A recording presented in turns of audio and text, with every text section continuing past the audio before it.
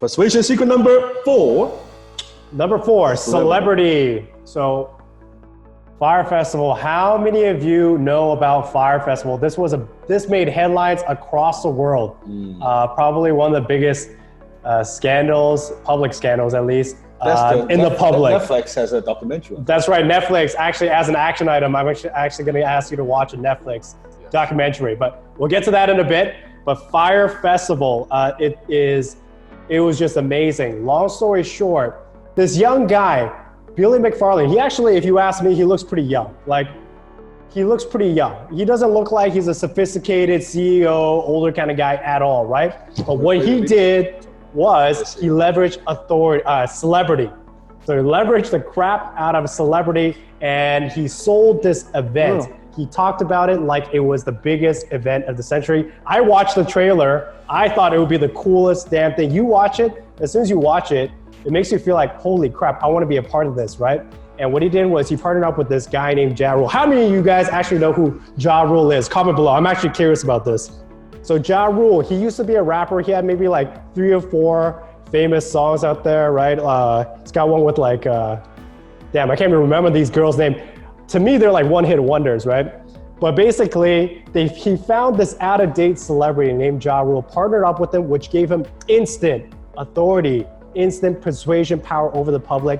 And then he took it even a step further. He partnered up with some of the world's top Instagram models. I'm talking about models with 100, I think, Kendall Jenner, I'm seeing the screen right now. She has over 100 million followers on Instagram. And a bunch of these other top models, he leveraged the crap out of celebrity. And you know what that resulted in? So he raised all his money, raised $25 million from investors, right? This young guy, I think he's in his late 20s, early 30s, and basically just sold the crap out of it. The event sold out in 2 days. I'm gonna spoil it a little bit. That's also, see, that's using persuasion secrets the wrong way. Okay, that's actually a very, very good point. That is like using celebrity, using authority, using a lot of persuasion secrets, what we're talking about, but the wrong way. Imagine he would have actually done it. Imagine it would have actually deliver a spectacular event. Yeah. Right? Yeah, it would have been amazing. The goodwill, the word of mouth, next year, second year. Just imagine he would actually do good and deliver what he promised to deliver. It would have been a very, very successful venture, successful launch. Absolutely. But yet he didn't. Yeah. Well, that's using it for evil purposes and just dumb. The trailer itself, it speaks to a certain demographics, right? Certain group of people who are interested in like maybe rave parties and vacations and music festival, right? I like how he's looking at me. Oh yeah. Vegas. I'd go. Get laid kind of group of people, right? That's okay. Not judging. No judgment. Thank you, Stephen. Thank you. Yeah, at all. But think about that he has this event, right? This offer. But then on top of that, I want to pay attention, is getting the celebrity in terms of the Instagram celebrities to promote this. Mm-hmm. So you've got a very compelling story, right? Remember secret, storytelling. It's a very compelling story, telling that in a visual kind of way. Mm-hmm. Combine that with authority, with the celebrity getting involved, and then you have celebrity endorsing it. That's like 3-4 secrets combined. You can see in real life, that's what happens. That's how powerful that is. Now, if he's just promoting this event cold, meaning no endorsement, no celebrity association, then people were like, well, who is this organizer? What is this thing, right? Yeah. Is it gonna happen? Yeah. Like that's a lot of money, 1,000 to 12,000 a ticket. I mean, is it gonna happen, right? But suddenly when you combine with everything and you have the endorsement from celebrities who has millions of followers, endorsing this, and they're going. Yeah. Right there, that's what happens. It's crazy. Makes sense? It was crazy. So for those who don't know, they were basically promised like 2 weekends of like crazy partying on like a private island and like luxurious villas and hotels and like celebrity chef food. They get there, it's like tents and like lunchbox, like salami and like white bread, and that's it. So pretty much, as you were pointing out earlier, it didn't happen. It didn't happen, but they sold the crap out of it using these persuasion secrets. Very, very, very powerful That's why use stuff. it for good, don't use it for evil. By the way, the guys who did this, I think they got sued for like $26 million and they're in jail for like 6 years or something. They should be in jail. Yeah. So use persuasion secrets for good, okay? Yeah. So what can we all learn from this? People trust and respect their favorite celebrities and influencers.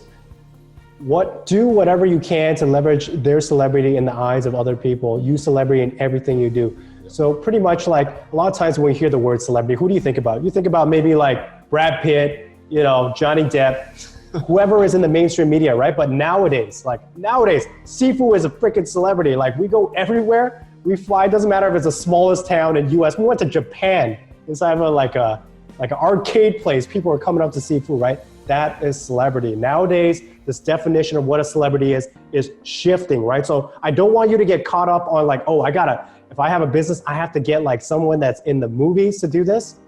Absolutely not.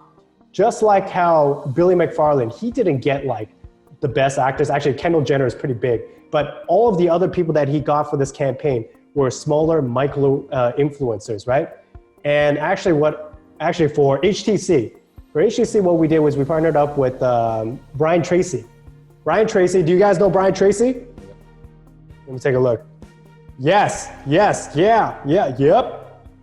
All right, so for those who don't know, Brian Tracy is a legendary sales trainer, right? So like basically the godfather of a lot of the sales techniques being pioneered today, right? Absolutely. So Brian Tracy, even though he's not so much in the mainstream eye anymore, we were able to collaborate with him, especially because HTC is such an amazing program. Like I never expected this, but Brian saw what we are doing, and he saw the value that we're providing to the world and our students. And I was like, hey, Brian can take it. But I wasn't even expecting a testimonial or anything like that. But he gave us just a raving endorsement. Like that's amazing, because coming from, like, to me, when I think back that when I was learning how to sell, I would listen to Brian's cassette tape. Oh, damn. Right? The psychology of selling, the psychology of achievement. I still have that in my library. And being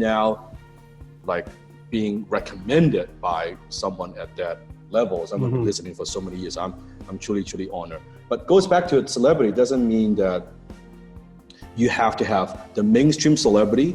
There are a lot of what I call micro celebrity. Some people refer to as influencer, but I define micro celebrity as someone, a famous person that no one's ever heard of. Okay, I'll say it again.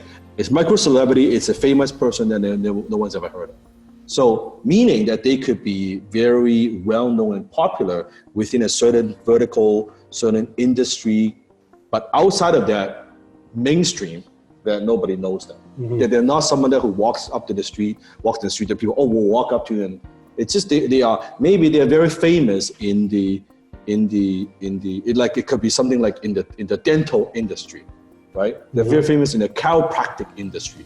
They're very famous in automotive industry, right? They could be very famous in a certain or cooking industry. Like they're very famous in just the vertical, but outside of people don't know them. So sometimes don't think about, oh, those are big names. Yeah. No, how could you leverage those micro celebrities? And I think it's actually more powerful, because chances are micro celebrities have way better connections with their audience versus like your mainstream celebrity. Yes, they're well-known, Johnny Depp, a lot of movies, very famous, but they might not have a deeper connection. But micro celebrity, on the other hand, because they got to where they are because of connection with their fans, because interaction with fans. So in some cases, I think they're even more powerful to collaborate. Are you with me? Yes.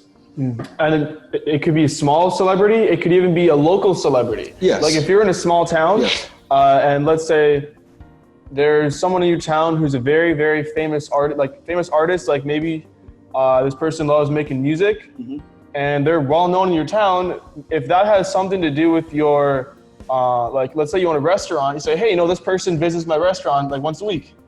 That's authority and celebrity right there. Yeah, very, very true.